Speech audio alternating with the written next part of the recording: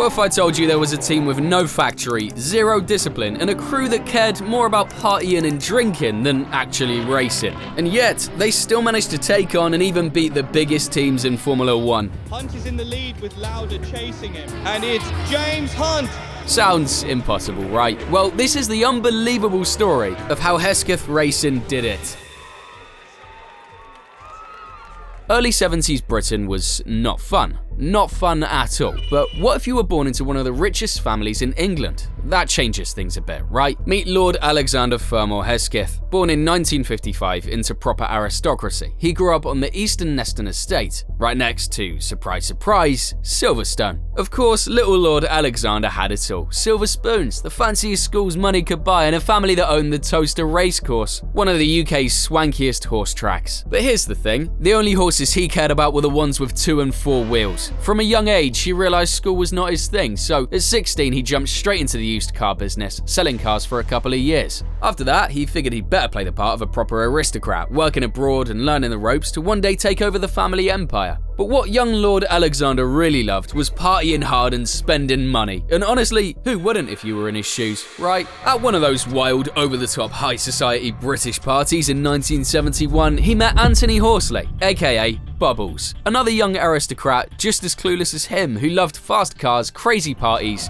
and of course, living like there's no tomorrow. They hit off instantly. So what do you do when you're two rich guys with everything but nothing to do on the weekends? Yep, you guessed it, you start a racing team. They didn't know a thing about motorsports, but they did know they loved the vibe and the glamour that came with it. In 1972, they went ahead and bought a Formula 3 car, a March 713M, because why not? Lord Alexander became the team manager and cash machine. And Bubbles? Well, Bubbles had never driven a racing car in his life, but somehow ended up behind the wheel anyway. Then they slapped an iconic teddy bear logo on it. Every kid's dream, right? You can already tell this wasn't about serious racing. No, it was more like a social adventure, because what's better than mixing fast cars, champagne, and wild parties? With Bubbles driving like my grandma, they didn't exactly dominate the track. But who cared? Wins were optional, fun was mandatory. The goal? Race a bit, sip champagne a lot, and party everywhere in between. In F3, everyone else was working their tails off, trying to climb the ladder and become racing legends. Meanwhile, these two rich kids were like, nah, let's just have some fun and see what happens. Which, unsurprisingly, didn't win them too many friends along the way. But they didn't give a damn about that, and by the end of the year, as if fate was just messing around, they ran into a guy who thought exactly like them. A guy that would go on to shape their crazy racing adventures for the next few years.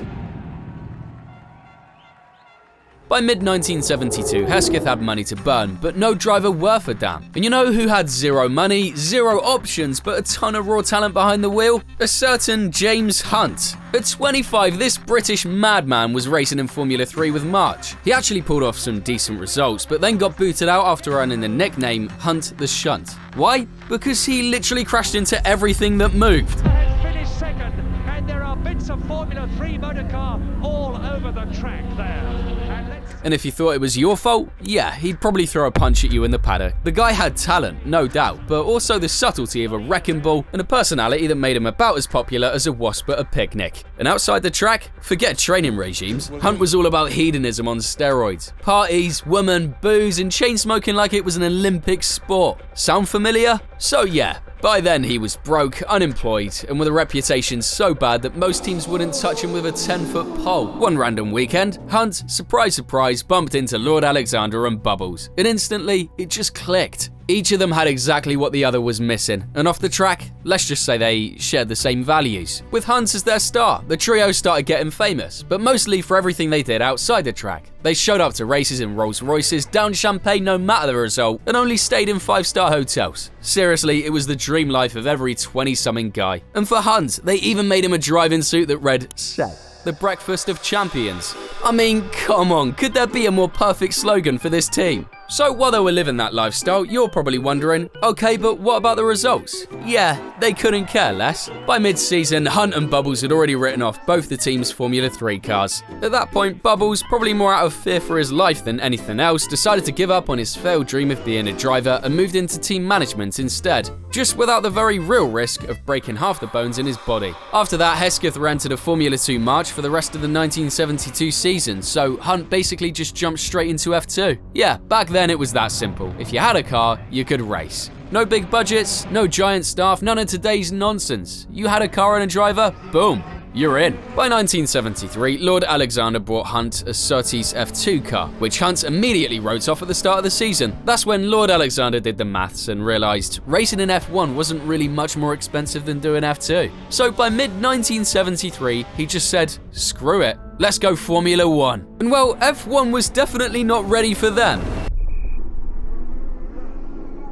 So where do you think Hesketh should make their F1 debut? Obviously, Monaco, no less. Lord Alexander bought a March 731 so Hunt could shoot straight to the top of motorsport. Problem was, none of them had a clue how a car actually worked. So they also hired junior March designer Harvey Postlethwaite to poke at the chassis, tweak a few things, and hope the car went faster instead of exploding. When they asked Postlethwaite how Hesketh convinced him to leave March, he replied, "They got me drunk first." Not gonna lie, that's a pretty good tactic. And the cherry on top, all of Hesketh's operations were run out of Lord Alexander's family estate. Can you even imagine these guys in the garage scratching their heads, trying to figure out what goes where? The team stuck to their usual motto, race for fun, race for glamour. They didn't even want traditional sponsors. The car was pure white, zero logos. Basically, I don't give a damn about anything, just give me a car and let's go. And then in true Hesketh fashion, they rode up to Monaco like absolute legends. Rolls Royces, a Porsche 911, and their HQ? None other than Lord Alexander's yacht, packed with women, cigars, and champagne for 3 whole seasons. Basically the Wolf of Wall Street on water. And well, neither the mechanics nor anyone on the team wore normal uniforms. They all showed up like rock stars. Like they were at a fashion show instead of a race weekend, making everyone else give them the side eye. But seriously, isn't that sick? And well, eventually, if you're wondering, yes, they had to race. And you know how it went? Surprisingly good. Hunt was running P6 in the race, going head-to-head with the big boys, until his engine blew up and he had to retire. But that day was more than just a debut. They made a huge media splash. Even with their outsider and party team reputation, they proved it wasn't all champagne and chaos. They could actually compete. In the next race, Hunt finished P6, scoring the team's first ever point. And at Silverstone, 4th place. Just like that, in a handful of races, they were showing they could hang with the F1 giants. Somehow, behind all the wild antics, there was real talent. Oh, and for Silverstone, they set up a fancy paddock area with silverware, waiters, and more women in miniskirts than you can count. But that wasn't all. In the next race at Zandvoort, Hunt finished P3, scoring the team's first podium. James Hunt finishes 3rd and a first Grand Prix victory for Hesketh Racing.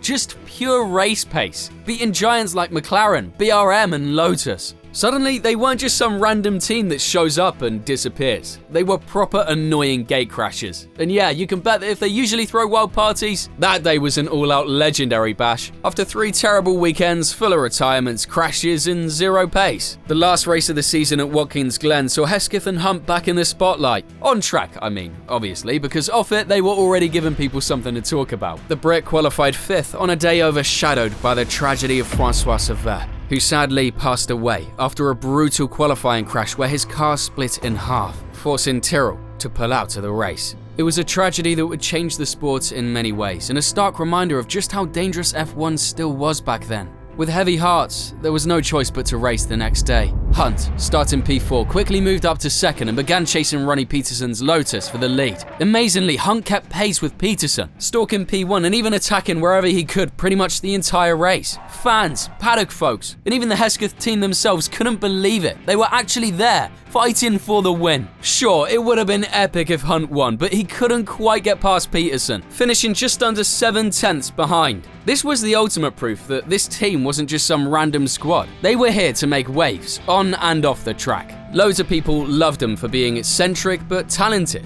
while of course the haters were like, yeah, they just got lucky because Tyrrell retired. But one thing was obvious, Hunt could hang with the big teams, even beat them, and Hesketh proved that a team fueled by pure passion and a bit of madness could actually compete in F1, whether anyone liked it or not. Whenever journalists brought up the team's wild parties and ridiculous spending, rumor was they blew twice as much on champagne as they did the car itself. Lord Alexander had the perfect comeback. Most people want to make money just to stack it up, but he wanted to make money so he could burn through it and spend it on something that was completely his, like the team. Hard to argue with that logic, right? And by 1974, they had some pretty big plans. By 1974, Lord Alexander figured, why rent when you can build your own car? So he went all in on the team's first proper car, the Hesketh 308. Designed by Postlethwaite, they debuted it at the Silverstone International Trophy, a race that didn't count for the championship. The result? Hunt won. Seriously, just like that. Turns out the 308 wasn't just some rolling cocktail shaker after all, it actually had potential. So they entered it in the championship, starting with the South African GP. The problem? The thing was fast, but about as delicate as fine china in an earthquake. Hunt was retiring from races more often than he was finishing them, but as you already know, results were never really the priority number one at Hesketh. Fun was, and the champagne, the parties, and the stimulating company never ran out, no matter how many DNFs piled up. It was the Swedish GP that, for once, Hesketh didn't fall apart, and Hunt finally grabbed his first podium of the season. After that came 4 straight retirements, but in Austria he bagged another podium and capped it off with yet another one in the final race in the United States. Sure, the car had the consistency and reliability of your ex, but it proved that whenever things actually held together, they weren't just keeping up with the giants, they could beat them. By the end of 1974, somewhere in between one party and the next, the team had scored 5 podiums, built their own car. Basically, they were proving that you could be wildly irresponsible off the track and still kick serious butt on it, enough to make the corporate teams break a sweat. I mean, who would have told Ferrari, Tyrrell, or Lotus a couple of years ago that a bunch of drunks would be beating them in races with a car they built themselves? But just as other teams started taking him seriously, the reality came knocking. In January 1975, Bubbles, who was actually starting to look like a halfway competent team manager, got summoned to Lord Alexander's office in London. Hesketh looked at him and said, "The numbers don't add up, Bubbles. I've blown around $2 million in 3 seasons. Cash is running out. I'm giving you $100,000 for 1975. You're going to need at least another $100,000. End of the year, and that's it." Were the wild parties, the champagne showers, and the stimulating company finally over? Lord Alexander sold his helicopter, and Hunt had to settle for taking his Porsche 911 RS Carrera as part of his $150,000 annual contract. At the same time, a few of the 308s were sold off. Harry Stiller Racing snapped one up and gave Alan Jones his debut, while Polar Caravans bought another chassis. Meanwhile, the team was busy developing the 308B for Hunt, with a rubber-sprung suspension instead of metal and oil radiators moved to a new spot. So yeah, inside the team it was a bit of a mess, but from the outside, 1975 looked like the year they were really starting to get their act together. First race of the season in Argentina, and Hunt snagged P2. James is right behind Fittipaldi. Can he push for P1? And there he is. Hunt finishes P2 in the Argentine Grand Prix. Right on the tail of Fittipaldi's McLaren and ahead of all the Brabhams, Ferraris and Tyrrells. Unreal. Then came 5 DNFs in a row because, of course, the car loved breaking down, leaving the team desperate and the cash box basically empty. Before the Dutch GP, Bubbles rounded everyone up in the barn by his Eastern Neston mansion and went full drill sergeant. "If we don't win, we're done before the end of the year. And you, James, quit messing around. Either you step up or I'll find another driver."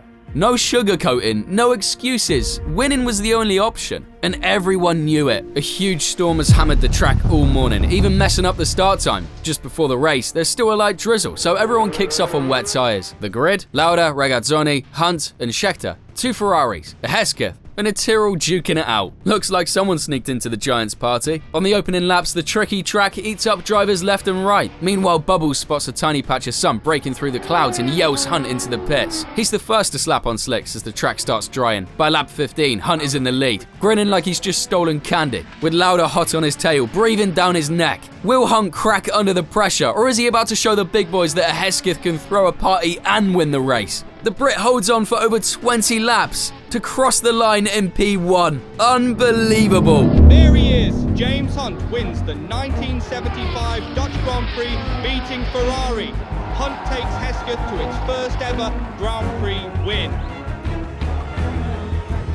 Hesketh's first ever F1 victory, ahead of all the giants, Ferrari, Brabham, Tyrrell, Shadow. The Playboys have beaten them all, snatching a win that looked like Lauda's for the taking. And the party afterwards, I'm sure it's just as legendary as the victory itself. After that, there's another podium in France, and a couple of races later, one more in Austria. By the end of the championship, Hunt finishes 4th. An incredible result for a team barely 3 years old, and carrying a mountain of empty champagne bottles. Is this finally the big team's takeoff?